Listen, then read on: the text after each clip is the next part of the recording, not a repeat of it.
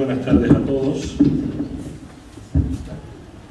Lo primero, agradecer la amable invitación del Colegio de Huaraz para participar en este congreso, en el que se plantean retos de futuro.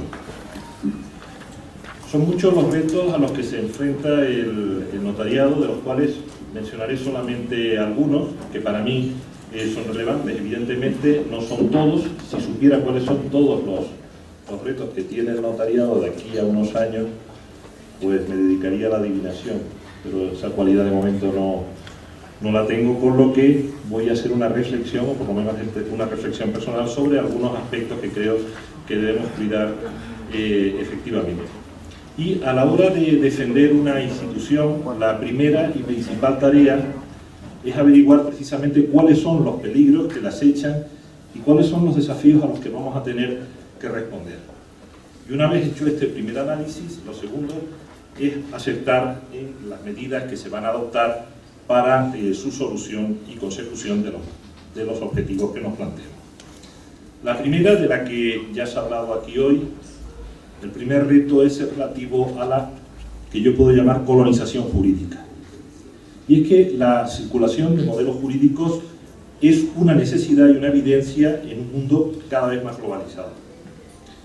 Pero esta circulación ha de ser compatible con el respeto a los distintos sistemas jurídicos, lo que exige adoptar precauciones para evitar excesos invasivos o ese neocolonialismo jurídico de unos sistemas sobre otros que son incompatibles con el respeto al principio de neutralidad sistémica. Desde el punto de vista documental, y simplificando mucho las cosas, existen dos sistemas principales. Uno, que podemos denominar sistema informal, que en materia contractual no establece requisitos de forma, ni privilegia la forma documental, por lo que no viene a distinguir entre documento público y documento privado. Este es el sistema imperante en los Estados Unidos de América, donde no existe un delegado del poder del Estado que atribuya efectos probatorios, sustantivos o ejecutivos a los documentos que autoriza. Es decir, no existe notario. En estos sistemas, la prueba oral, la oral evidence, prevalece sobre cualquier escrito.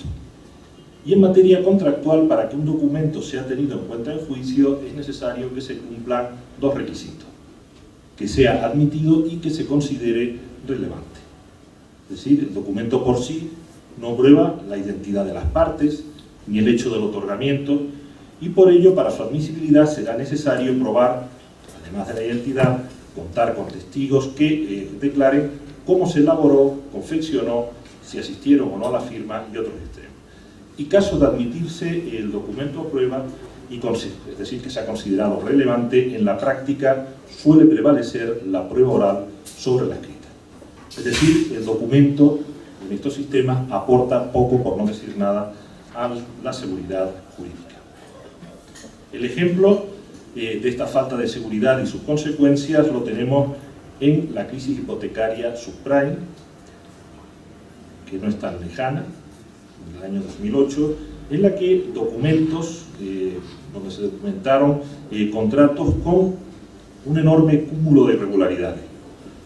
Incluso se constituyeron hipotecas por personas que no eran titulares de inmuebles. Las consecuencias todas las conocemos, por lo que no voy a entrar en ellas, pero lo cierto es que fueron gravísimas y de ahí se desencadenó una crisis financiera mundial.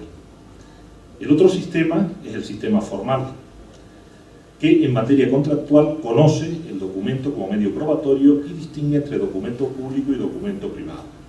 Y los documentos privados están revestidos de la fe pública, de presunciones, efectos sustantivos, ejecutivos y probatorios, que es el modelo latino-germánico conocido por todos los que estamos aquí, por lo que no voy a entrar. Mientras el sistema formal favorece la justicia preventiva y evita pleitos, los sistemas informales, basados en la common law, se basan en un principio declarativo sin control con su resolución de litigios a posteriori. Los litigios derivados de la ausencia de un control a priori son fuente de inseguridad jurídica, de costes y de retrasos importantes que no siempre se tienen en cuenta.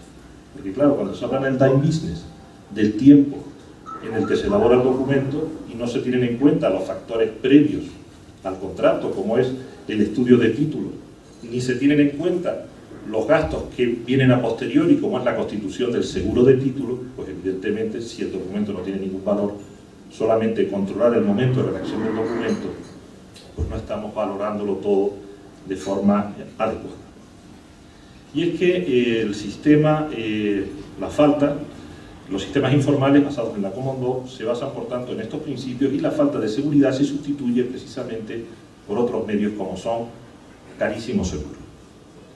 El sistema informal, aparentemente era bueno, y si es tan malo, ¿por qué lo usan? Bueno, porque el sistema informal tiene grandes ventajas para las empresas aseguradoras y para las compañías financieras, que ponen el acento en la comercialización de productos, pero es perjudicial para los consumidores, pues se facilitan abusos, y también es perjudicial para la administración de justicia al incrementar exponencialmente los conflictos. Lo que pasa es que también hay sectores que les interesa que aumenten los conflictos.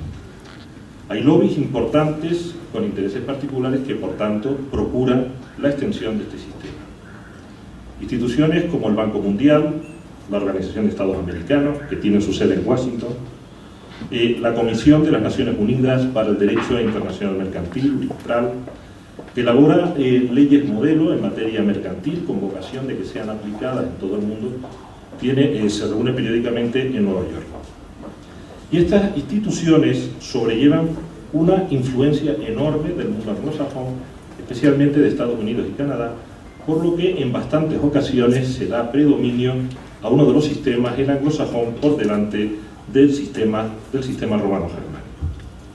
Pues bien, este es el problema. ¿Y qué es lo que exige?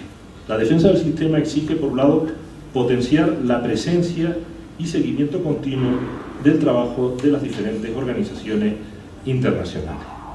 Dentro del ámbito de la Unión, y especialmente en el ámbito de la Comisión de Asuntos Americanos, en estos últimos tiempos se está trabajando codo a codo con la Conferencia de Ministros de Justicia de Iberoamérica, que es un órgano internacional. Esto ha permitido explicar cosas, incluso llegar a paralizar alguna de estas normas que era muy perjudicial para el notariado. También se va a trabajar ahora con la Secretaría General para Iberoamérica.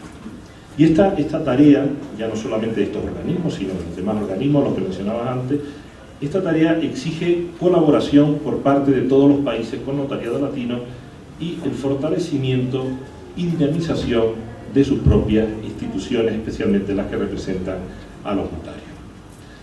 Pero sobre todo lo que se exige es el fortalecimiento cada vez mayor de la Unión Internacional del Notariado. Les pongo un ejemplo. En materia de sociedades, el Consejo de Dirección de la Unión Internacional del Notariado, que se reunió el 10 de mayo del 2018 en Abiyán, en Costa de Marfil, solicitó expresamente de la Comisión del UNITRAL que se aplicasen criterios relativos a el equilibrio sistémico. También con posterioridad se hicieron otras gestiones a través de CONGIP, y el resultado práctico ha sido que esa norma ha salido de una forma diferente a la que parecía que iba a salir inicialmente. Para eso es necesario el apostar y el apoyar con estas organizaciones internacionales con las que trabaja el notariado. Pues bien, hoy, hace poco estuve en Paraguay, y ya ha ocurrido en otros países de América. Desde el UNITRAL se está intentando, y desde la Organización de Estados Americanos, exportar normas como la Ley de Garantías Mobiliarias, ley en la que se prescinde absolutamente del notario y también de los registros en la forma en que lo entendemos. Para eso es necesario nuestra presencia continua y nuestra lucha para que se respeten los sistemas jurídicos. Pero estos sistemas, estos ataques a la profesión no solamente vienen a veces desde organizaciones internacionales, también a veces nos encontramos con problemas relativos a otras profesiones. Y es que el mantener claramente definidos y defendidos los linderos competenciales de la profesión notarial es uno de los mayores retos que tienen que adoptar de forma continuada las corporaciones notariales, colegios y asociaciones. Hoy las acometidas para invadir las funciones propiamente notariales vienen desde muchos frentes, no solamente abogados, gestores administrativos, sino también a veces de instituciones donde no te lo imaginas, como por ejemplo Correo, en el caso de España, o la propia judicatura.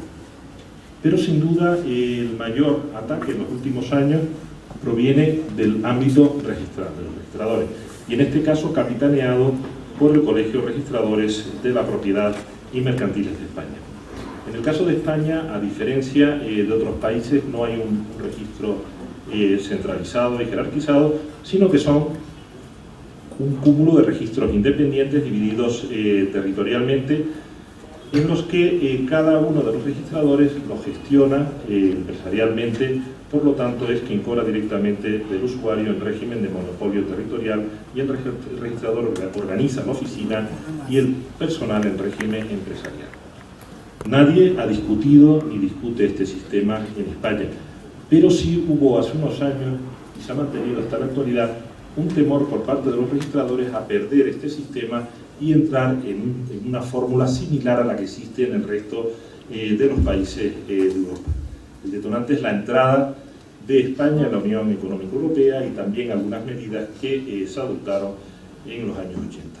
Y es precisamente en el año 1988 cuando se inicia una política corporativa, una política de imagen, una estrategia que entre las medidas incluía el debilitamiento del sistema notarial, con medidas como permitir el acceso al registro del documento privado y con ello monopolizar el control de legalidad. Las medidas prácticas, puede parecer que esto es un problema puramente de un país, un problema interno, pero no es cierto, porque estas influencias se han extendido a otros países del mundo, especialmente aquí en América. Por ello es bueno estar advertido y saber por dónde pueden venir los tiros, y por dónde no pueden venir, por dónde han estado viniendo los tiros durante muchos años. Las medidas prácticas para llegar a esto que han utilizado han sido las siguientes. La primera, negar el control de legalidad al notario, y al mismo tiempo se exagera la calificación del registrador con calificaciones excesivas a fin de crear una falsa imagen de ineficiencia por parte de los notarios. La proliferación de estas actitudes ha generado un factor de inseguridad sobrevenida, convirtiendo la inscripción en algo cada vez más incierto e imprevisible, sujeto a una decisión subjetiva a veces del funcionario de turno, y con la consecuencia de un entorpecimiento, una ralentización y a veces incluso paralización del tráfico jurídico. Otra medida que deriva del anterior, y también con la finalidad de minusvalorar la función notarial de asesoramiento y control de legalidad y redacción del documento, es el fomento de las precalificaciones. Es decir, es una táctica que se puede llamar del bombero pirómano. Yo creo el problema y me ofrezco previamente para dar una solución. Entonces, a fin de evitar calificaciones negativas, impondrían anticipadamente el contenido de la escritura. Esto incluso se ha intentado llevar a cabo por vías legislativas, afortunadamente no han prosperado. Y es que en este caso el registrador estaría ocupando, sin serlo, el papel del notario.